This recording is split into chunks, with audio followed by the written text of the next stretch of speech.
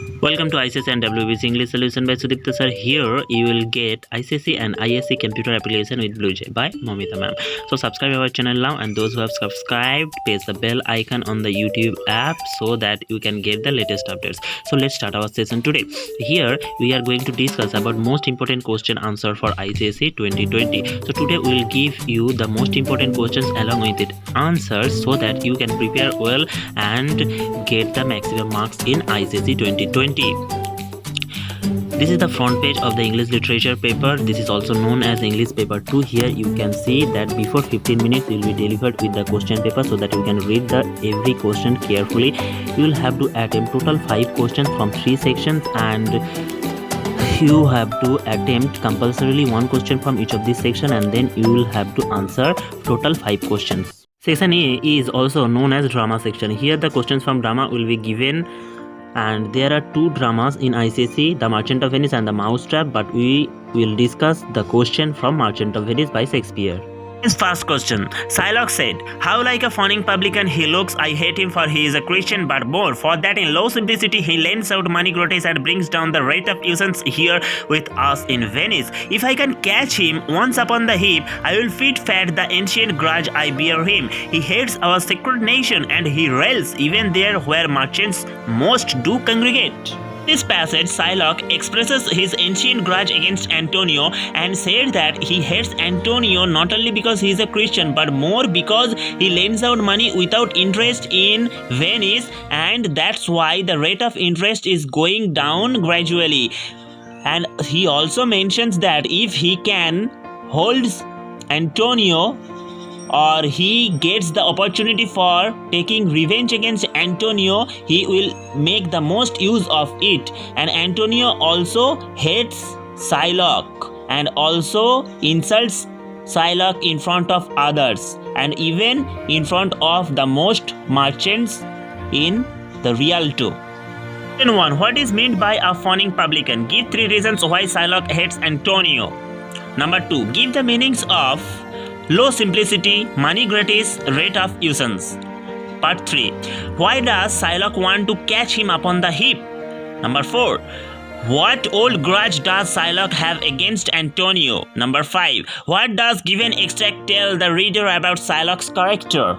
This is the generic LICR booklet of previous year, and in ICSE exam you will be offered with the LICR booklet where your name, unique ID, picture, index number, everything will be printed, and there you will have to write the answers only. Now we will give you the answer along with the best method of writing answer in ICSE English Literature 2020. Here in the beginning you need to mention the section name along with the topic. The topic is The Merchant of Venice, and this is the question number of section A, drama The Merchant of Venice. After this we will leave a single line gap and we will write question 1 clearly. And here you need to know that you will have to draw a line of 1 centimeter at the left hand side, and next within this margin or inside this margin you will have to write the part of the question. So let's begin. Question number 1. It says the answer: a fawning publican means a tax collector who is very humble and servile in his dealings with his clients. And the answer for the next part, you can see the question on the screen. The answer for the next part is Shylock hates Antonio because he lends out money to people without charging any interest. He brings down the rate of interest, and he is a Christian. Now next question. Number 1 means simple and mean nature. B. Without any interest. C. Rate of interest in the financial deal. Now next question. Why does Shylock want to catch him upon the heap? Shylock wishes to catch him upon the heap in order to satisfy his long-lived hatred towards Antonio. If Shylock can once catch him at the disadvantage, he will then avail of the opportunity to realize all the wrongdoings of Antonio. If he can catch him, and he will teach him a lesson once for all. Question number 4. What old grudge does Shylock have against Antonio? Answer. Shylock has nursed his old grudge against Antonio because he is hated for being a Jew. Antonio hates their holy nation. He also hates Shylock for lending out money to the needy, charging an interest. Question number 1, part 5. What does the given extract tell the reader about Shylock's character? Answer. The given extract helps the reader to form an idea that Shylock is shrewd by nature. He is one who will patiently wait for an opportunity to take his revenge. Therefore, it is evident that Shylock is an intelligent and a far-sighted person.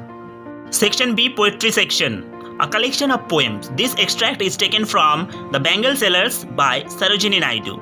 Question number 7. Some are like fields of sunlit corn, meet for a bride on her bridal morn. Some like the flame of her marriage fire, or rich with the hue of her heart's desire, tinkling, luminous, tender and clear, like her bridal laughter and bridal tear. So in this extract, the poet makes it very clear that the Bengal sailors are carrying different types of bangles. They have yellow colored bangles which are quite alike to the color of fields of sunlit corn, and this type of bangles are usually worn by a bride on her bridal morning.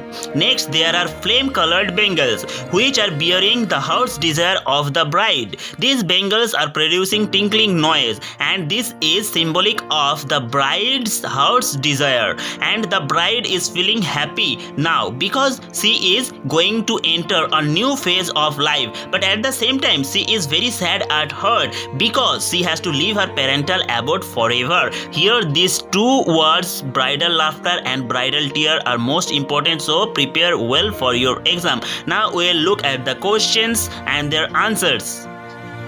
Question 7, part 1. What is being referred to in the extract? What do they signify? Part 2. Explain. Like her bridal laughter and bridal tear.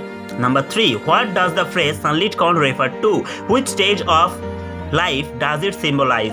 Number 4. How has a woman been portrayed in the poem? Number 5. What kind of a poem is this? What is its rhyming scheme? So students, while you are writing the answer, you will have to write the part of these questions separately. That means here the first question is what is being referred here to in the extract. You will write it separately, and you will also write the second part, what do they signify, separately. So write your answer separately so that the examiner can identify your different answers conveniently. Now you can see that while we are writing the answer, we will have to write the section and its topic clearly. So we have mentioned section B, poetry. Next we will leave a single line space and then write the question number clearly, question 7. Now we need to draw a 1 centimeter margin at the left side, and we will have to write the sub part of the questions inside this margin area, and we will have to keep our answer left justified. You can see everything here. Now we will start the answers.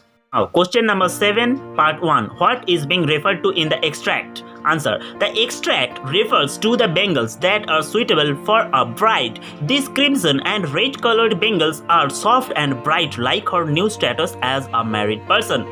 Now while we are writing the next part of the question, that is, what do they signify, we will leave a single line space and then we will start writing our answer. The answer. These bangles signify the hopes and aspirations of a bride for her new journey in life. So while we are writing our answer, we'll have to keep our answer exactly to the point so that we can get the maximum marks. Question 7, part 2. Explain the line, like her bridal laughter and bridal tear. The line suggests the clear ringing sound of the bride bangles that echoes the feelings of joy and ecstasy of a newly wedded bride.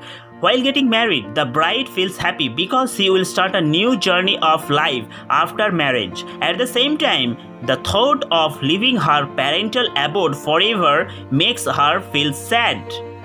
Thus, her bangles signify her mixed emotions.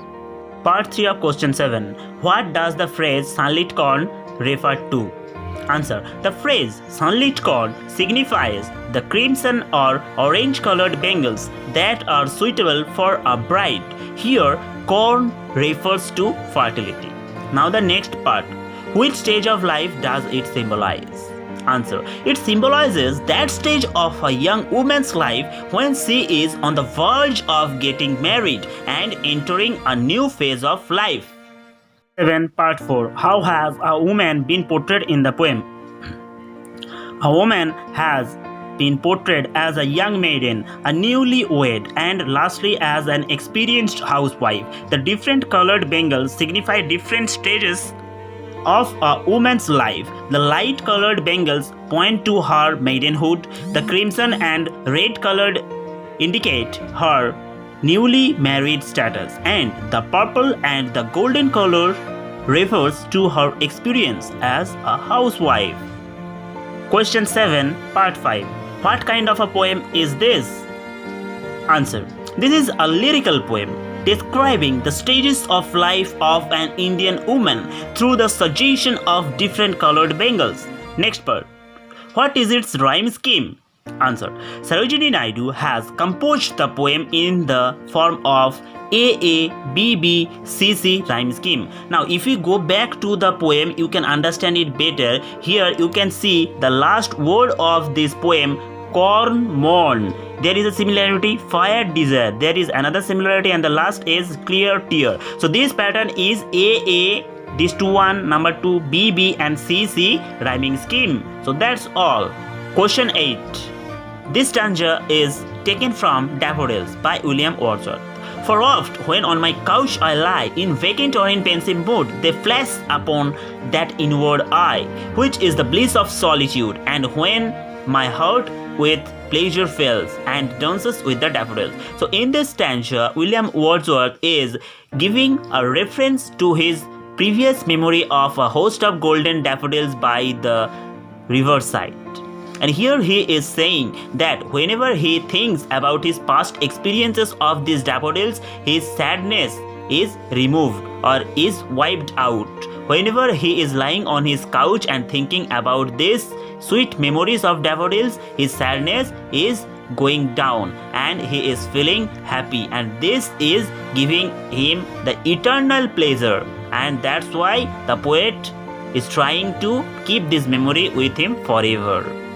Question 8, Part 1. What happens to the speaker when he is sometimes in a pensive mood? Part 2. What is the bliss of solitude referred to here? This is most important. What is bliss of solitude? Number 3. What does the speaker mean by the inward eye? Next, number 4. Why does the speaker's heart dance with the daffodils? Part 5. What do you think is the poet's attitude towards nature, memory and loneliness? We need not to write the name of the sections and the topics repeatedly, so we have written only question 8, and after one line gap we will start our answer.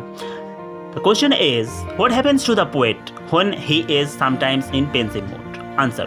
Whenever the poet relaxes on his couch or in his bed, either in a vacant mind or indulge in serious thoughts, the fond and happy memory of the daffodils flowers flashes upon his eye of imagination, which is a source of immense pleasure and inspiration to the poet in such his lonely mood. Now you can see that we have written his eye twice to make you understand that while you are making some mistakes, just apply 2 strokes or a single strokes. Don't just scribble here. So that's all. Question 8, Part 2. What is the bliss of solitude referred to here? By the term bliss of solitude, the poet wants to express his ecstatic pleasures in the joyful company of the daffodil flowers and the waves.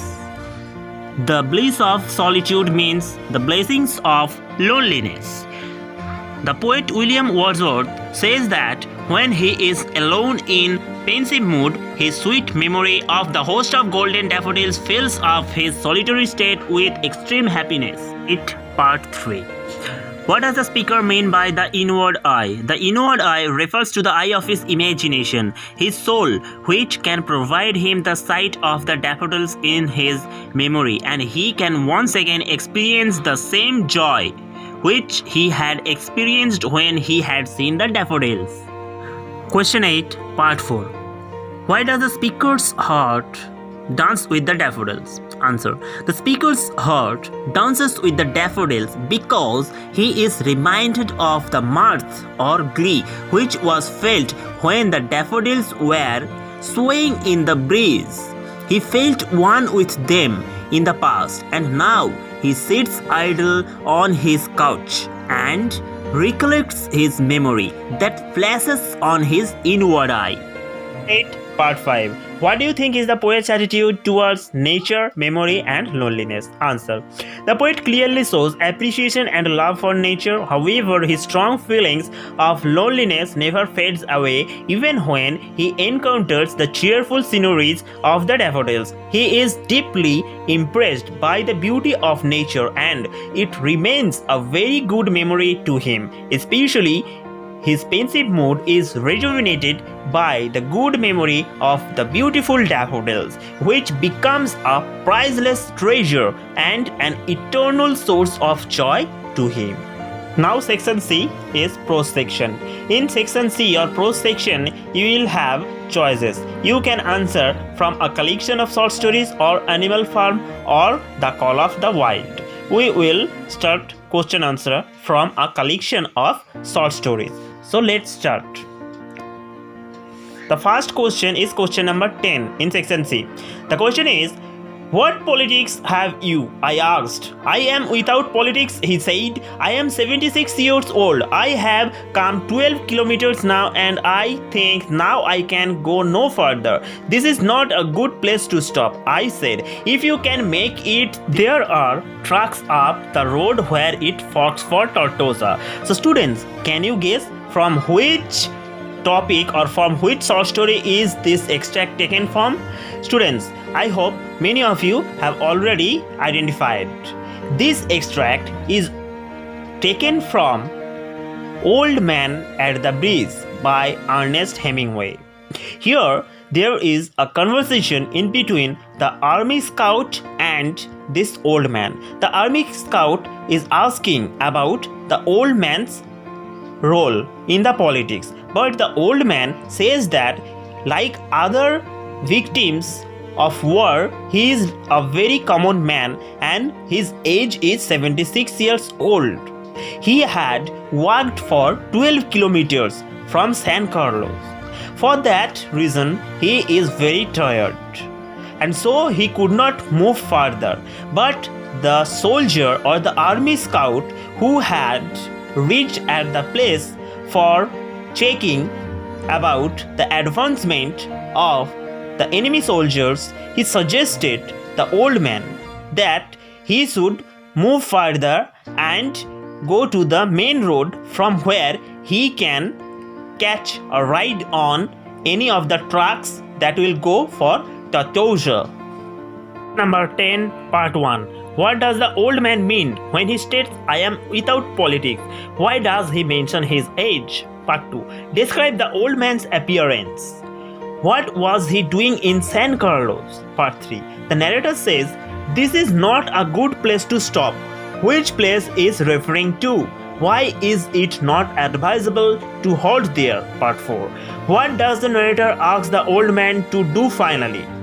How does the old man react to it? Part 5. Explain why the old man finally resigns to his fate. This is the beginning of section C, the prose section. We need to write a collection of short stories as well here because there are other topics such as The Call of the Wild or The Animal Farm other than a collection of short stories. So we should mention the name of the topic, a collection of short stories. Now we'll write the answer. Question 10, then we'll leave a single line space and write the subsections within this margin area. Now the question is, what does the speaker mean when he states, I am without politics? Answer. The short story is based on the background of the Spanish Civil War in 1938, revealing all the horrors of war. The old man means that he has no political role to play in the war. Like other innocent civilians, what matters to the old man is his home and animals rather than politics. The old man becomes a symbol of the countless civilians, victims of war, those without politics. Now the next part of the question. Why does he mention his age? The old man had walked 12 kilometers from San Carlos. He mentions his age to reflect the extent of his weariness. Now, question 10, part 2. Describe the appearance of the old man. The old man wore steel-rimmed spectacles, his clothes were black and dusty, and his face had turned grey from dust. Next part of the question is, what was he doing in San Carlos? In San Carlos, he was taking care of his animals. Now, question 10, part 3. The narrator says, this is not a good place to stop. Which place is he referring to? Answer. The place referred to is a war zone at a pontoon bridge across the Ebro River. The place is 12 kilometers away from San Carlos in Spain. Now, the next part of the question. Now, the next part of this question number 3. Why is it advisable not to halt there? Answer. The army scout asked the old man to move forward because he felt concerned for him. The scout was anxious on one hand that the enemy soldiers were approaching, while on the other hand, the old man was unable to move as he was too exhausted. Question 10, part 4. What does the narrator ask the old man to do finally? Answer.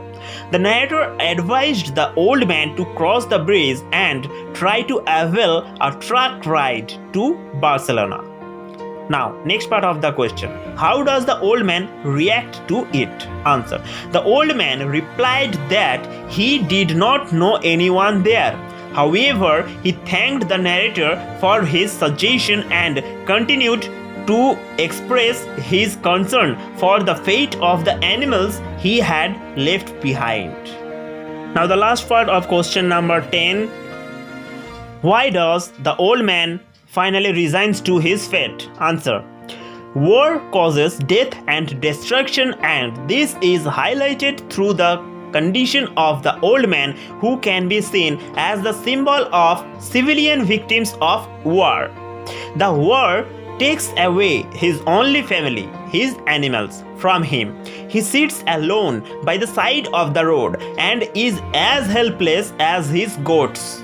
He is too old and tired to escape and save himself. Forced to flee from his native town, the old man sits near the Ebro River and finally surrenders to his fate and waits for his impending death. Today's last question, question 11.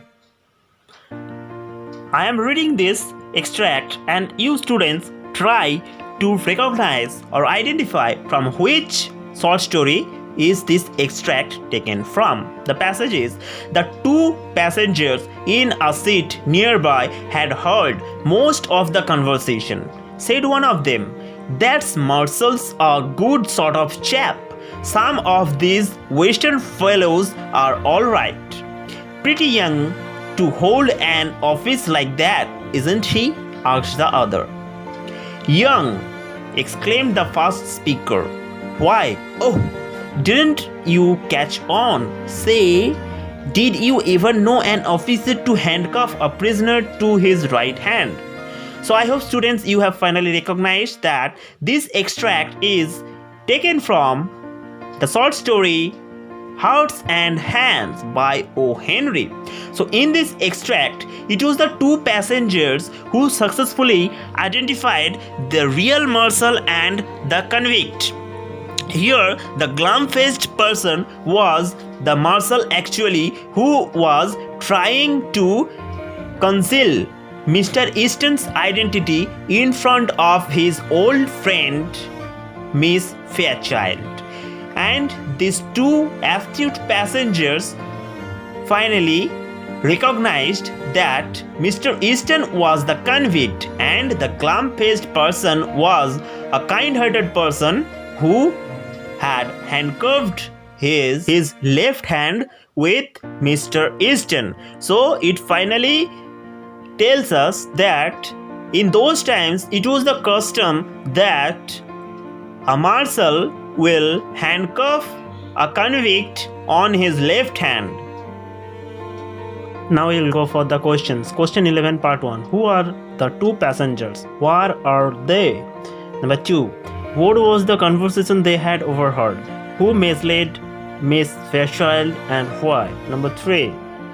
Why is the Marshal referred to as a good chap? Next question. What is revealed from the conversation of the two passengers? This is one of the most important question of this chapter. Next. What role do the hearts and hands play in the plot of the story? Now we'll go for question answer. Question 11, part 1. Who are the two passengers? Answer. The two passengers are the ones traveling in the same compartment along with the three main characters of the short story: Mr. Easton, Mr. Marshall, and Miss Fairchild. The two passengers are the ones who had overheard the conversation between the main characters. Now the next part of this question. Where are they? Answer. They were traveling in the same compartment of the eastbound train B&M Express as the three main characters in the story. Question 11, part 2. What was the conversation they had overheard? Answer.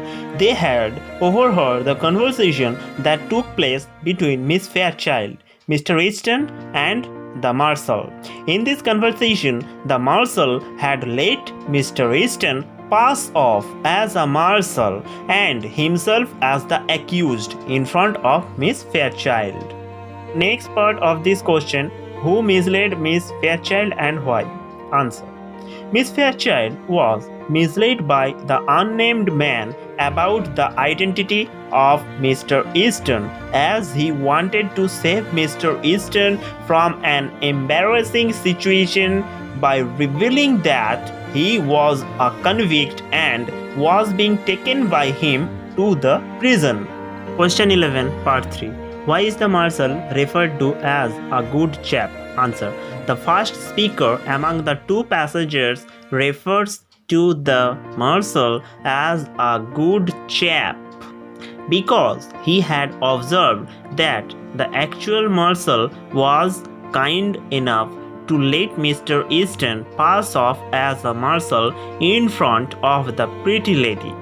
It requires a lot of selflessness for someone like the Marshal who let a convict like Easton use his rank as his own. Now the next question, question number 4. Part 4 of question number 11. What is revealed from the conversation of the two passengers? Answer.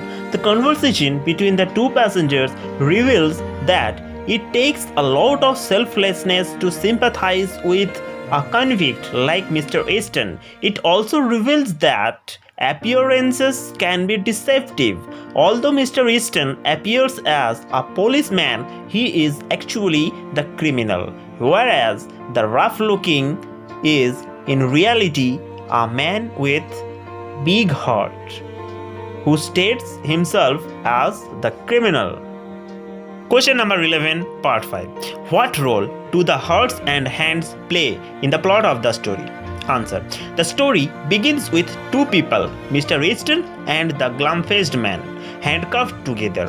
The actual Marshal had a compassionate heart, and so he told a lie to Miss Fairchild, which saved Mr. Easton from the humiliation of being identified as a convict in front of an old friend. Besides this, the hands are significant for revealing the true identities of the two men. Miss Fairchild was misled by the glum-faced man, and it was only an astute passenger in the coach who discovered that a Marshal would not handcuff his own right hand with that of a convict, as was the case with Mr. Easton and the Marshal. So that's all. This is the ending of question number 11, means the last question. So finally we have finished the question answer session. My dear students, if you have any doubts about the topic that we have discussed right now, you can type your question in the comment box and we will try our best to help you. Thanks for watching this video, and keep watching, keep sharing so that maximum number of students can be benefited. Have a great day. I hope everybody has prepared very well, and I wish you all best of luck. Just give your best in the exam. Don't panic. Have a great day. Thank you. Thanks for watching our videos students. Press the bell icon on the YouTube app and never miss another update from ICSE and WBBSE English Solution at the Prudence Coaching. So prepare well for your board exam and rock in your exams. All the best students. Have a great day.